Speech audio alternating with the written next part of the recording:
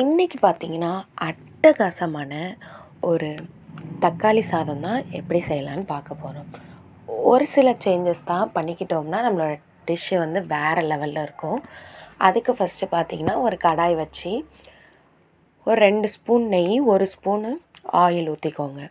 ஊற்றி நல்லா எண்ணெய் சூடானதுக்கப்புறம் பட்டை, கிராம்பு, ஏலக்காய் எல்லாத்துலேயும் ஒரு 1, 2 அந்த மாதிரி கொஞ்சோண்டு எடுத்து போட்டு நல்லா வறுத்துக்கோங்க.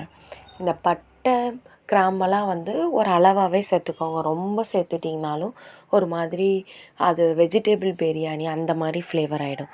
ஸோ நல்லா வதங்கினதுக்கப்புறம் ஒரு 2 பல்லாரியாக பெருசாக பார்த்து 2 பல்லாரி எடுத்து அதை நல்லா பிரியாணிக்கு அறிவோம்ல நம்ம அது மாதிரியும், ஒரு 10 சின்ன வெங்காயமும், நம்ம எப்போதுமே நம்ம டிஷ்ஷில் சொல்கிற மாதிரி 10 சின்ன வெங்காயமும் நீட்ட வாக்கில் அரிஞ்சிட்டு கொஞ்சோண்டு கருவேப்பிலையும் 3, 4 பச்சை மிளகா உங்கள் காரத்துக்கு ஏற்ற மாதிரி போட்டு, இப்போ நாங்கள் செய்கிறது 3 பேருக்கு, நபர் கூட நீங்கள் கொஞ்சம் எக்ஸ்ட்ரா கூட ஆட் பண்ணிக்கலாம்.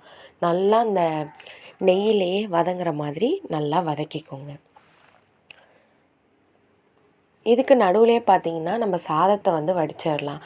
அதுக்கு பார்த்திங்கன்னா நம்ம எப்போதுமே சாதம் நாங்கள் வந்து வடிக்க தான் செய்வோம், குக்கரில் வைக்க மாட்டோம்.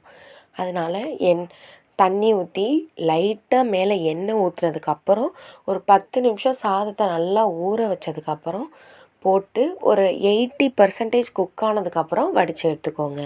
ஒத்தையாக அப்போ தான் இருக்கும். இந்த எண்ணெய் எதுக்கு ஊற்றுறோன்னு பார்த்திங்கன்னா அரிசி ஒன்றோட ஒன்று ஒட்டாமல் இருக்கிறதுக்காக, அந்த பொலன்னு இருக்கிறதுக்காக மட்டும்தான் அந்த சாதத்தை நம்ம அப்படி வடித்து லைட்டாக ஆற விட்டு எடுத்து வச்சுக்கோங்க.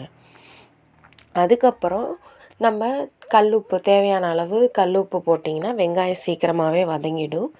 இந்த தக்காளி சாதத்துக்கு தேவையே வந்து நல்ல பழமாக ஒரு 5லேருந்து 6 தக்காளி தாராளமாக எடுத்துக்கோங்க. தக்காளி கொஞ்சம் கம்மியான கூட அந்த டேஸ்ட் நல்லாவே இருக்காது. ஸோ வந்து 5, 6, 7 தக்காளி மேக்ஸிமம். குட்டியாக இருந்தால் 7 எடுத்துக்கோங்க, கொஞ்சம் பெருசாக இருந்தால் 6 எடுத்துக்கோங்க. அதையும் நல்லா பழமான தக்காளியாக பார்த்து போட்டு நல்லா வதக்கிட்டு கொஞ்சோண்டு மஞ்சத்தூள் போட்டுக்கோங்க. அந்த தக்காளி வந்து நல்லா வதங்கி வர நம்ம ஊற்றின நெய்யும் எண்ணெயும் பிரிஞ்சு வந்துக்கிட்டே இருக்கும். அதுலேயே நம்மளுக்கு தெரிஞ்சுக்கலாம் நம்மளோட கிரேவி வந்து ரெடி ஆகிடுச்சின்னு. அது மாதிரி தக்காளி சாதத்துக்கு பார்த்திங்கன்னா நாங்கள் இஞ்சி பூண்டு சேர்க்க மாட்டோம். வெறும் பூண்டை மட்டும் அரைக்காமல் இடித்து 1, 2 இடித்து சேர்த்து பாருங்கள். உண்மையிலேயே ஃப்ளேவர் வந்து வேறு மாதிரி இருக்கும். இஞ்சி பூண்டு சேர்த்தா கூட அந்த பிரியாணியோட டேஸ்ட் வர மாதிரி இருக்கும். பட் லைட்டாக பூண்டு தட்டி போட்டு கொஞ்சோண்டு நம்ம வீட்டில் உள்ள மிளகாத்தூள், அது காரத்துக்காக தான். நாங்கள் கரம் மசாலா எதுவுமே ஆட் பண்ண மாட்டோம் தக்காளி சாதத்துக்கு. போட்டு நல்லா அந்த கிரேவி கன்சிஸ்டன்சிக்கு வந்துடும். இந்த பூண்டு மட்டுமே போடுறதுனால ஃப்ளேவரும் வேறு ஃப்ளேவர் மாதிரி இருக்கும், இஞ்சியோட ஃப்ளேவர் இல்லாதனால.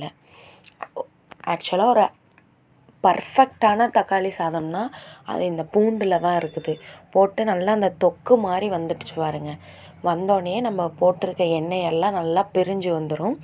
இப்போ நம்ம ஆற வச்சு வேக வச்சுருக்க சாதத்தை போட்டுட்டு கொஞ்சோண்டு மல்லி இலை இறக்கிட்டு ரொம்ப போட்டு கிண்டாமல் ஒரு அளவாக போட்டு பரட்டி எடுத்துக்கிட்டிங்கன்னா அவ்வளோதாங்க, நம்மளோட தக்காளி சாதம் ரெடி ஆயிடுச்சு. இதுக்கு பார்த்திங்கன்னா ஆப்டான தொட்டுக்க ஒரு அவிச்ச முட்டை, கொஞ்சோண்டு உருளைக்கிழங்கு, கொஞ்சோண்டு ரைத்தா 3த்தையும் வச்சு சர்வ் பண்ணி பாருங்கள்.